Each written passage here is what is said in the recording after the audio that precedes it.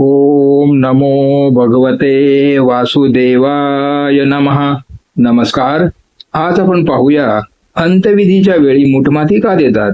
अंत्यसंस्कारातील प्रत्येक विधी मागे एक अर्थ असतो, पण मुठमाती मागचं हे रहस्य सर्वात गूढ आहे. चला तर पाहूया. जय श्री हरी. हरिओम मित्रांनो. मुठमाती ही फक्त एक परंपरा नाही, गरुड पुराणानुसार तिच्या मागे दडलं आहे एक मोठं रहस्य. हिंदू धर्मात अंत्यविधीच्या वेळी मृतदेहावर माती टाकण्याची म्हणजेच मुठमाती देण्याची प्रथा अतिशय महत्वाची मानली जाते. या परंपरेमागे एक खोल आध्यात्मिक आणि तात्विक अर्थ दडलेला आहे. एका छोट्या कथेच्या आणि संवादाच्या माध्यमातून आपण याचे महत्त्व समजावून घेऊया.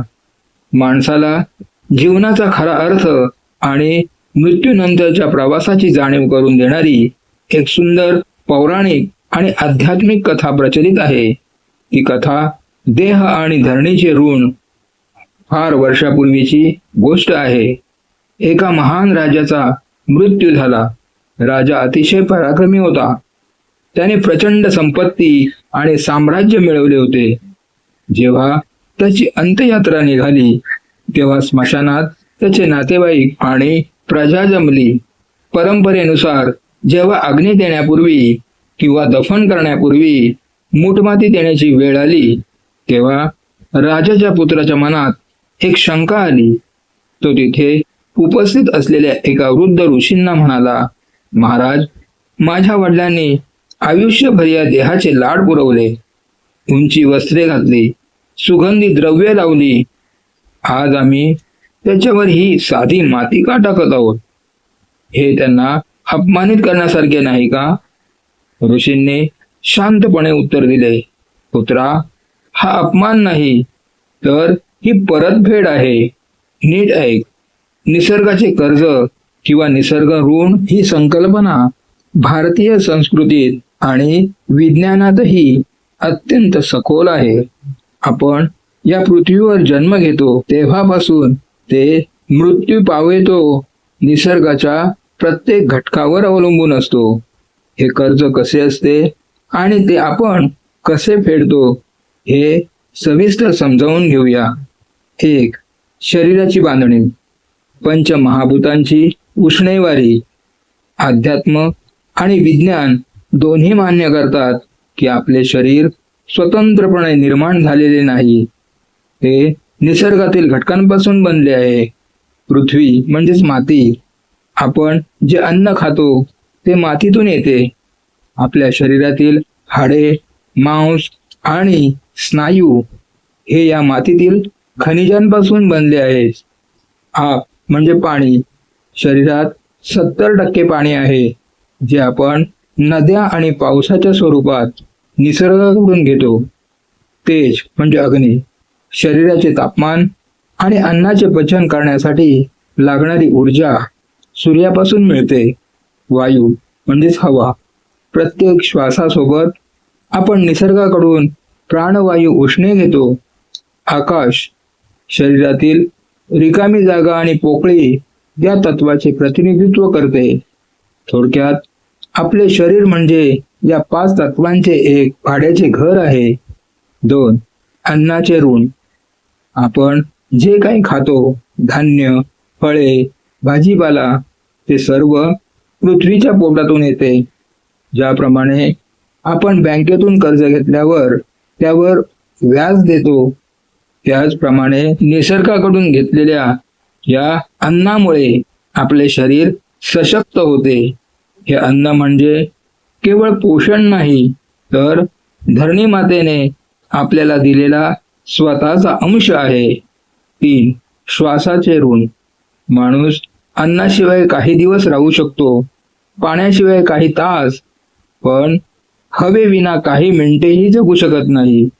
झाडे आपल्याला विनामूल्य प्राणवायू देतात. हे निसर्गाचे इतके मोठे कर्ज आहे की त्यांची किंमत आपण पैशात मोजूच शकत नाही. 4. हे कर्ज मुठमाती देऊन कसे फेडले जाते. जेव्हा एखाद्या व्यक्तीचा मृत्यू होतो तेव्हा निसर्गाचे देणे परत करण्याची वेळ येते. परतफेड. मूठमाती देणे हे एक प्रतीक आहे की हे निसर्गा, तू मला जे शरीर दिले होतेस त्यातील पृथ्वी तत्व मी आज तुला सन्मानाने परत करत आहे. चक्र पूर्ण होणे. मृतदेह जमिनीत गाडल्यास त्याचे विघटन होऊन तो पुन्हा माती बनतो किंवा जाळल्यास त्याची राख पुन्हा मातीत मिसळते आणि धूर हवेत विलीन होतो. यातूनच नवीन जीवसृष्टी निर्माण होण्यासाठी खतपाणी मिळते. एक सुंदर विचार. आपण निसर्गाचे मालक नाही तर केवळ विश्वस्त आहोत. आपण जे काही घेतले आहे ते कधी ना कधी परत करावेच लागते. मृत्यू हा त्या कर्जाचा अंतिम हिशोब असतो. 5. जिवंतपणे हे कर्ज कसे फेडावे. केवळ मृत्यूनंतर माती देऊन कर्ज फिटत नाही. जिवंत असतानाही आपण निसर्गाचे ऋण मानले पाहिजे. वृक्षारोपण. झाडे लावून आपण हवेचे कर्ज फेडतो. जलसंधारण. पाण्याचा जपून वापर करून पाण्याचे ऋण मानतो. कृतज्ञता. निसर्गाचा आदर करून आपण प्रदूषण न करून आपण या कर्जाचा आदर करतो. निसर्गाचे कर्ज हे ओझे नाही तर ते आपल्याला या सृष्टीशी जोडून ठेवणारा एक पवित्र धागा आहे. 2. अहंकाराचे विसर्जन. अहंकाराचे विसर्जन म्हणजे स्वतःच्या अस्तित्वाचा, गर्वाचा आणि मीपणाचा त्याग करणे. अंत्यविधीच्या वेळी दिली जाणारी मुठमाती हे केवळ एक धार्मिक कृत्य नसून ते मानवी अहंकाराला जमिनीवर आणणारे एक महान तत्वज्ञान आहे. 1. मी आणि माझे या भ्रमाचा अंत. माणूस आयुष्यभर हे माझे घर, ही माझी संपत्ती, मी इतका मोठा अधिकारी, मी इतका सुंदर अशा विचारात वावरत असतो. यालाच अहंकार म्हणतात. पण मृत्यूच्या वेळी लक्षात येते की ज्या शरीराचा आपण इतका गर्व केला ते शरीर आता हालचालही करू शकत नाही. मुठभर माती टाकताना आपण हे मान्य करतो की सर्व पदे, प्रतिष्ठा आणि गर्व शेवटी मातीमोल होणार आहेत. 2. मातीची समानता. जगात कितीही विषमता असली, कोणी श्रीमंत असो वा गरीब, उच्चवर्णीय असो वा सामान्य, मृत्यूनंतर सर्वांसाठी माती एकच असते. स्मशानात गेल्यावर राजाची राख आणि रंकाची राख यात फरक करता येत नाही. मुठमाती देताना आपण हे स्वीकारतो की निसर्गाच्या नजरेत आपण सर्व शेवटी एकसारखेच आहोत. ही जाणीव माणसाचा अहंकार नष्ट करते. 3. कर्माची जाणीव. अहंकाराचे विसर्जन आपल्याला एक मोठा धडा शिकवते. आपण सोबत काहीही नेणार नाही, फक्त आपली कर्मे सोबत राहतील. जेव्हा आपण एखाद्याच्या देहावर माती टाकतो तेव्हा आपण अप्रत्यक्षपणे स्वतःला बजावतो की ज्या देहासाठी तू चुकीची कामे करतो किंवा अहंकार बाळगतोयस तो देह एक दिवस असाच मातीत जाणार आहे. ही जाणीव माणसाला नम्र बनवते. 4. मानसशास्त्रीय विसर्जन. बऱ्याचदा जिवंतपणी माणसाचे दुसऱ्याशी मतभेद असतात, राग असतो किंवा द्वेष असतो. पण अंत्यविधीच्या वेळी जेव्हा आपण मुठमाती टाकतो तेव्हा आपण त्या व्यक्तीबद्दलचा सर्व राग आणि स्वतःचा अहंकार बाजूला ठेवून त्याला निरोप देतो. माती टाकणे म्हणजे त्या व्यक्तीच्या चुका माफ करणे आणि स्वतःच्या मनातील कडवटपणाचे विसर्जन करणे होय. मुठमाती देणे हे एक नम्रतेचे प्रतीक आहे. ते आपल्याला सांगते की आपण या विशाल विश्वाचा एक अत्यंत छोटा भाग आहोत. माती हा आपला उगम आहे आणि मातीच आपले गंतव्य आहे. जेव्हा माणसाला ही गोष्ट उमजते तेव्हा त्याच्या वागण्यातील ताठरपणा कमी होतो आणि तो खऱ्या अर्थाने माणुसकीने वागू लागतो. 3. शेवटची भेट आणि मोहमुक्ती.